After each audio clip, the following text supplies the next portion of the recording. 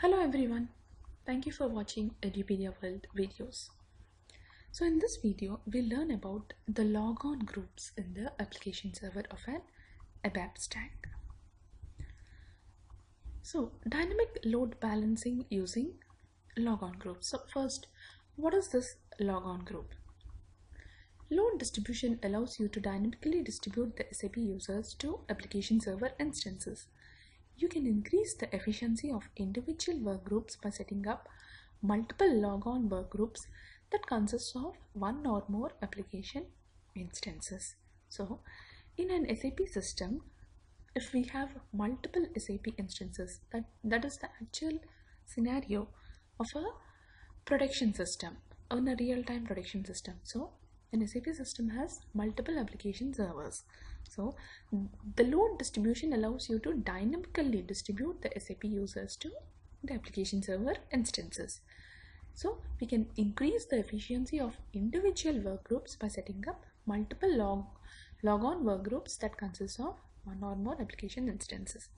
Say in a company we have different groups, the sales team, the finance team, okay, the planning and procurement team, or the material team, whatever it is.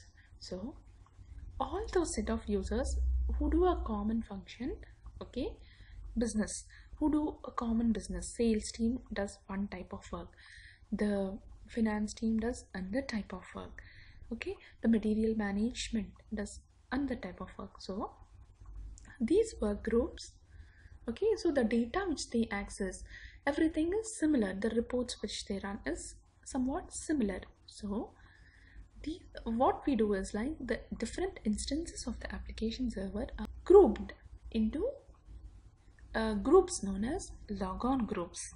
Okay, so this work group is assigned a logon group at the SAP level to increase the efficiency. You can assign one or more application servers to certain work groups or specific applications.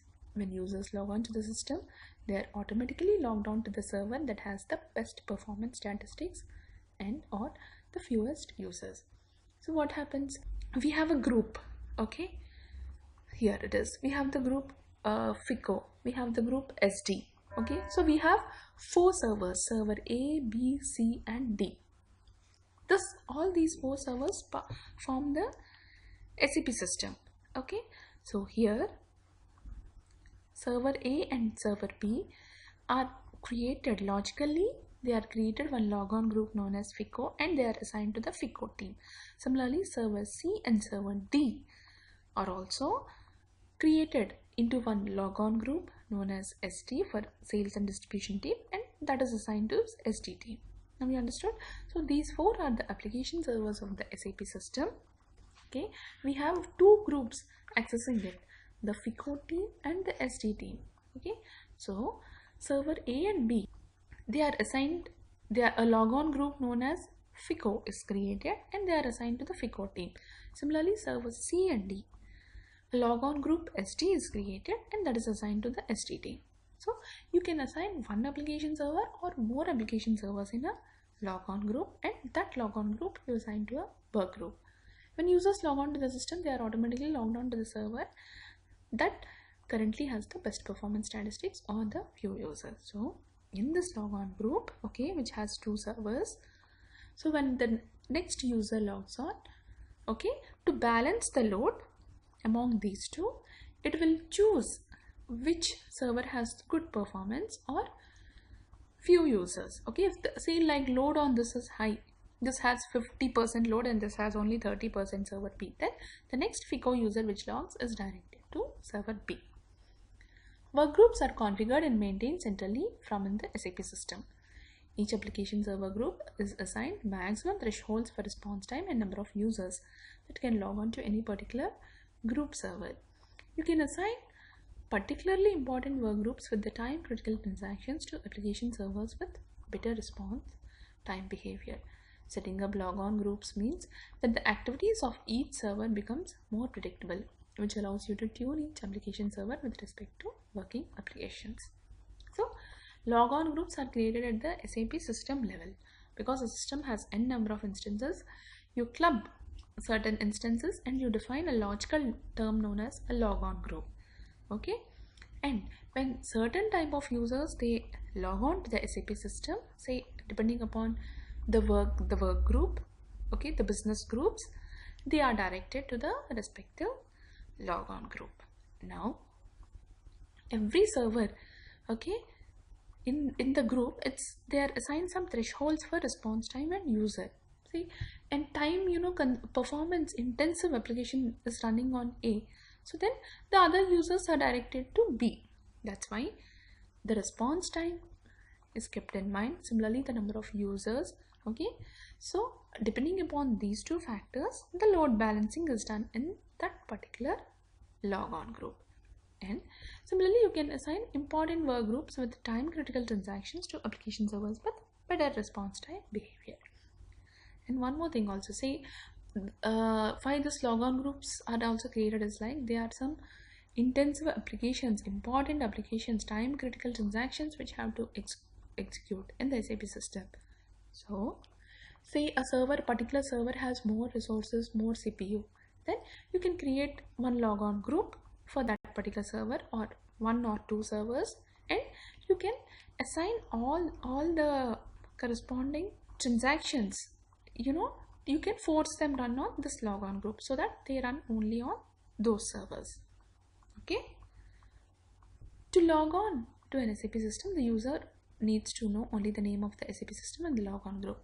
The host name and the system number are no longer needed when you have logged on. Now when this logon group comes into picture, so when a user logs on through an SAP GUI, then he only should know the SAP system and which logon group he is logging. Then the message server, it directs the user to the particular logon group.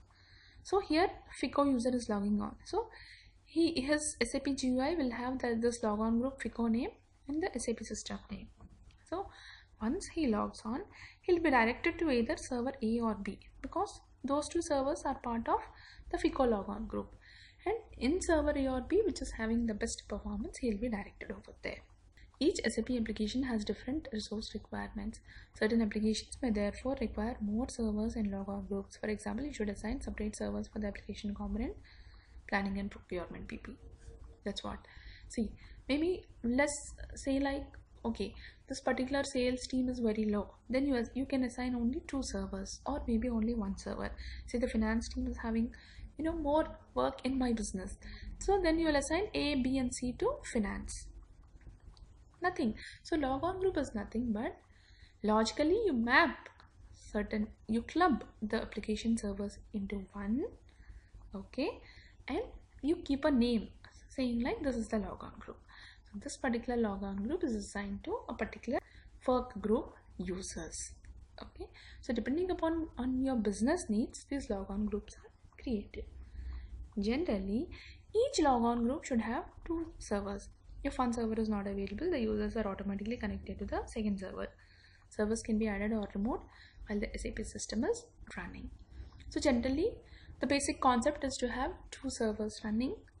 If one server is down, okay, then the users will be directed to the other server. Okay, and here with logon, load balancing and shared or homogeneous properties of the servers across logon groups. Now see here, so we have server A, B, C, D, E. Server A is assigned to FICO, server B is assigned to FICO, server C is also assigned to FICO, and server C is simultaneously assigned to SD also. D and D are exclusive for SD. So server C is shared here. It is available to both logon groups. That's what. One application server can be assigned to multiple logon groups. Okay, so even that can also happen. Here every server is assigned to a specific logon group, but here in this case server C is assigned to 2 logon groups, FICO and SD also. Once server C, both users can access it. So that's how you will distribute the load. Okay, and similarly you can access the application servers running on different hosts also. Host means the physical system. Say my SAP instance my SAP system has 4 instances across 3 systems.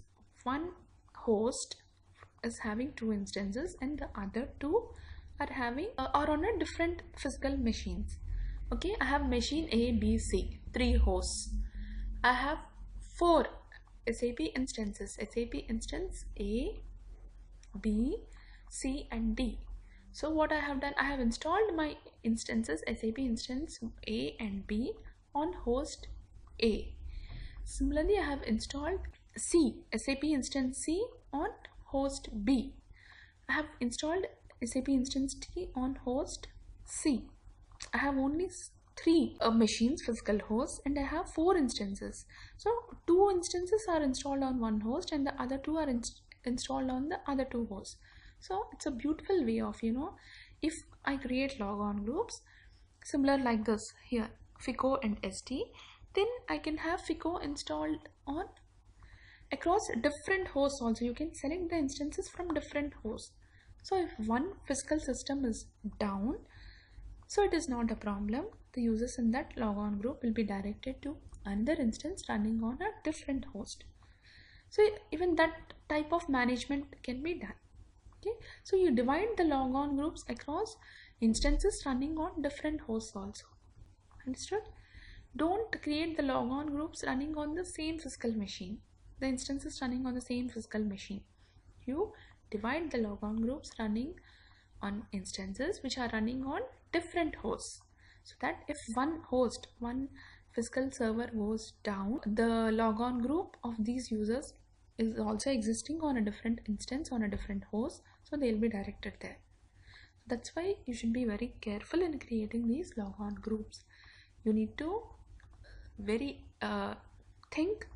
know your requirements, business requirements, know the system load, and divide this logon groups across multiple instances running on different hosts if you have that opportunity. Say like all your instances are running on the same host in an SAP system, you can just divide across them on different instances, but physical machine is one only.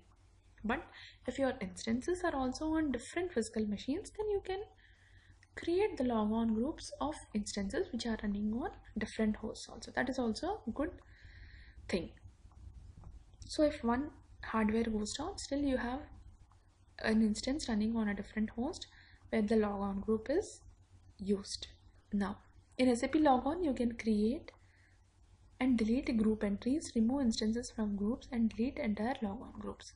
Okay, so here when you log on to the SAP using the transaction XSMLG, this is the maintain logon groups transaction, configuration of logon groups, SMLG transaction. It's the CCM is maintain logon group. Screen shows a table with entries for logon groups and the associated instances. Here now I have 2 logon groups, FICO and HR. I have 2 instances, 9 and 0. So I have created this logon group on this instance and this logon group on this instance. So if you have more servers also, you can assign them to these logon groups. An entry in this table which is characterized by an instance and the logon group is known as an assignment. Okay, so one logon group will have multiple instances, and similarly one instance can be assigned to different logon groups. This is the case. A logon group has different instances, server A and server B. Similarly, an instance, server C, is assigned to different logon groups, FICO and SD also.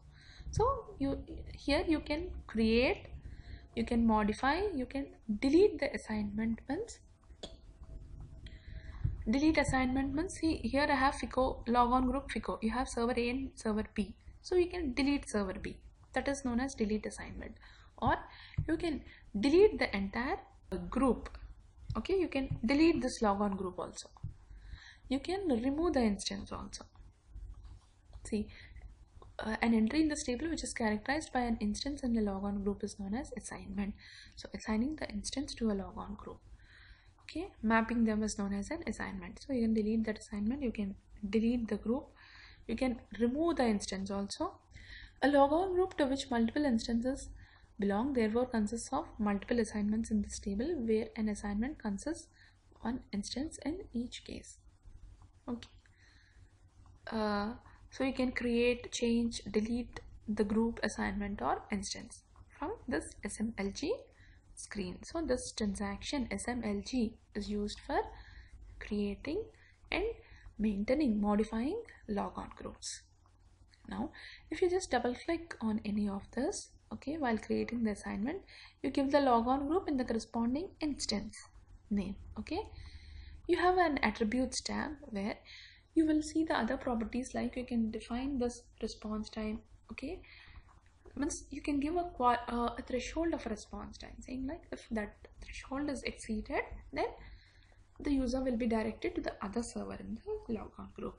Similarly, you can define the user. So this attribute is nothing but the properties tab of that particular instance which is assigned to the logon group. Now dynamic logon load distribution should ensure the load is distributed as evenly as possible over all application servers in a logon group. To achieve this, a program runs automatically every 5 minutes and determines the logon quality for each application server and writes the quality to a table on the message server. This quality is a numerical value that is calculated from various performance values such as the number of users logged on and the response time. The server with the best quality within a logon group is used for the next logon. Now, so when a user is logging on from SAP GUI, so he will know the SAP system and he will know like which logon group he has to log on. What happens? SAP internally for every 5 minutes, it will determine the logon quality for each application server depending upon the average response time and the users logged on. Okay, depending upon the response time and the total number of users. So quality is calculated. So the message server keeps this information. Okay, then when the next user is logging on, the message server will direct that user to an instance in the logon group having good quality. Okay, so this is followed for dialog login. Similarly, if it is an RFC login, okay, in that case what happens is like RFC logins, like these communication users, for every second you get so many calls, RFC calls will happen.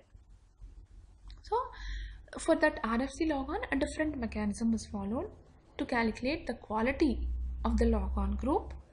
Okay, and that's how the next RFC logon will be made. So for dialog users, the system will follow a different method of tracking this logon quality. Similarly, if it's an RFC call, okay, then the SAP system will follow slightly a different mechanism to find out the logon quality. So whatever it is, for any login, okay, the message server, it has a table, it will maintain the logon quality of the server, which is refreshed periodically. So this instance in the logon group having the best quality is used for the next logon. So this is how this logon groups, we can optimize the performance, we can increase the efficiency using logon groups. This is a very beautiful concept. Okay, so this logon group is used to dynamically distribute the users to various application servers in an SAP system. So one SAP system will have multiple logon groups. Each logon group will have different instances assigned to it. Okay, and one instance can also be assigned to multiple logon groups. So this configuration needs to be done very carefully. Okay, and while the system is up and running also, you can change this anytime. Okay, see what happens once, like some for batch processing. Okay, they create a different logon group where the batch processing exclusively it's used for batch processing. Okay, and if users want to run intensive batch jobs, they will be directed to that logon group. Okay, so depending upon the business work, the type of business activity which is happening, there will be a logon group is created identifying that needs, and those users in that business group will be directed to that particular logon group. And one more thing here, which logon group, what happens is like FICO team is using FICO team run similar reports, so they access similar tables. Okay, similarly SD team, they run different type of reports and that accesses different objects, similar objects. Okay, so the buffer quality will be good. Now if I'm using same reports are executed, similar reports are executed by FICO team, so server A and server B, because they are assigned to this FICO group users, they do similar type of operations. Okay, so from the SAP buffer the database calls will be less. In this case, by using logon groups, the buffer utilization will be at the best, because see, I'm running the FICO group runs report ABC every time, and the SD team runs report XYZ every time. So ABC is stored in the buffer of these two application servers. Okay, because that same report is accessed every time. Okay, whatever information is there in the buffer, that will be good enough for them. Sometimes even they will need to access the database, but regularly every day, see, today I'm running 3 reports, 1, 2 and 3, okay, in this order, so they will be kept in the buffer. Every day the team runs 1, 2, 3, 1, 2, 3 report only. Okay, so those reports will be stored in the buffer and database need not be accessed every time. Similarly, SD group runs 4, 5, 6 reports, so those reports will be stored in the buffers of these two servers. Okay, say like if you don't have this concept of logon group, okay, what happens? FICO group users, they are running report 1 from application server A. Similarly, SD group will come and they'll say like, yes, I want to run this report 4, 5 and 6. So again, from the buffer 1 to 3 have to be pushed out and 4, 5, 6 have to be brought in. Okay, so the buffer utilization will be at max, it will be the best while logon, if logon group is used. Okay, so even keeping that's the main concept. So that's how you increase your efficiency of the system, the performance of your system. Taking an value from the database is, it needs some time, it will take some IO time, database read and everything. But if you have it in your own SAP instance buffer, then okay, the same, you're not doing many changes. If different teams act on the same buffer at the same time, then so many changes have to be made and so many database calls have to be made. But if the similar kind of operation you are doing every time, so the buffer objects need not be moved out from the buffer and too many database calls need not be done every time. So that's how the performance is shoot up. Okay, so that's why logon groups, they increase the performance. So this is the actual aim.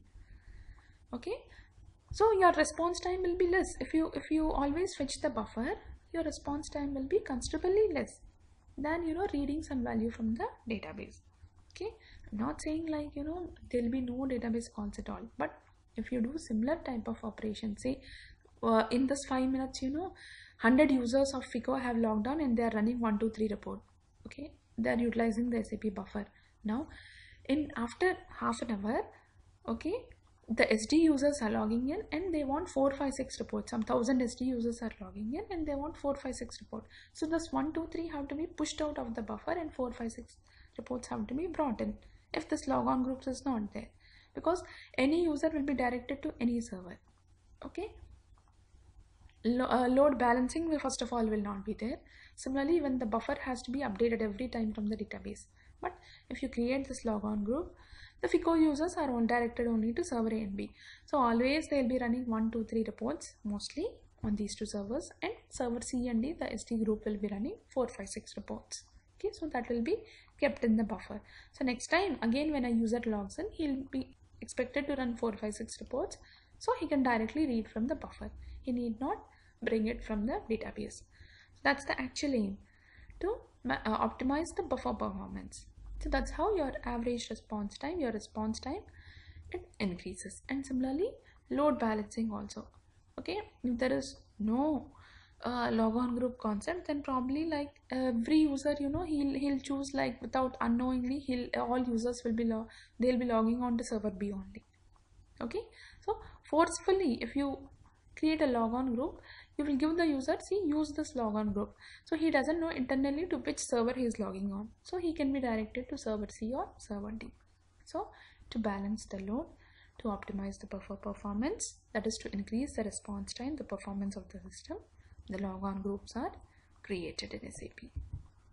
And SMLG is the transaction which is used to create and maintain the logon groups. Okay. And one more thing which we have to remember here is like one logon group will have multiple instances of the SAP system. Similarly, one instance can be mapped to different logon groups also depending upon the need. And how this logon, the server in the logon group is selected. So some algorithm SAP uses internally. For dialog it can be different, for RFC users it can be different. So a value known as quality is calculated for every instance in the logon group, and that is known to the message server. Now when the next user logs in, the message server redirects that user to an instance in the logon group having the best quality. Okay, so this is the concept of logon groups, and we have discussed about SMLG decode. And please do not make any changes to these values which are already created in SMLG unless you have the required, you should do this generally with some approvals. If there is a need to change the logon group, okay, by mistake don't delete or add new instances to a logon group. Okay, that might hamper the efficiency, the performance of the SAP system. So say like initially some analysis was done and the logon groups are established. Okay, after rechecking and coming to a decision from the management, okay, or from the performance team or whatever it is, okay, you have to make modifications in this SMLG transaction. Okay, so that's why this is just view it if you want, but don't do any modifications unless otherwise required without proper analysis, okay, and approvals. So that is about logon groups and SMLG transaction. Thank you.